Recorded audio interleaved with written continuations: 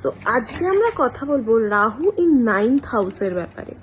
9th house কার আমরা কি জানি? 9th হাউস মানে জুপিটারের ঘর।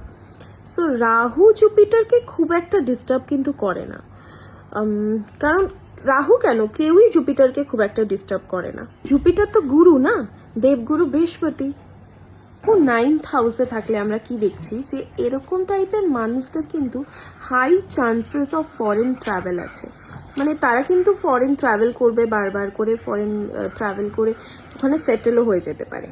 যদি 9th হাউসটা কোনোভাবে সাপোর্টিভ থাকে তখন আমরা কি দেখছি যে এরা খুব ভালো হায়ার স্টাডিজ করতে পারে। কিন্তু 9th হাউসটা যদি কোনোভাবে একটু সাপোর্টিভ না থাকে তখন রাহু এখানে বসে কি করাবে, তাদের কিন্তু পড়াশোনায় কোনো না কোনো টাইমে একটা ব্যাক দেওয়াবেই।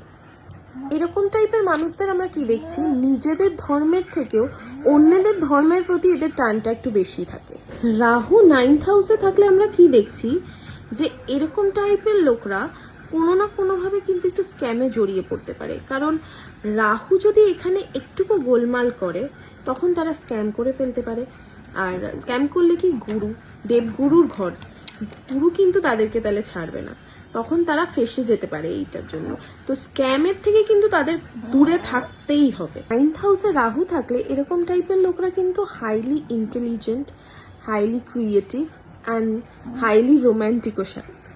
গুরুর ঘরে যদি রাহু 9th হাউসে চলে আসে তো তখন কি প্রবলেম আসছে, তখন কিন্তু চাইল্ড রিলেটেড একটা প্রবলেম দেখতে পাচ্ছি আমরা।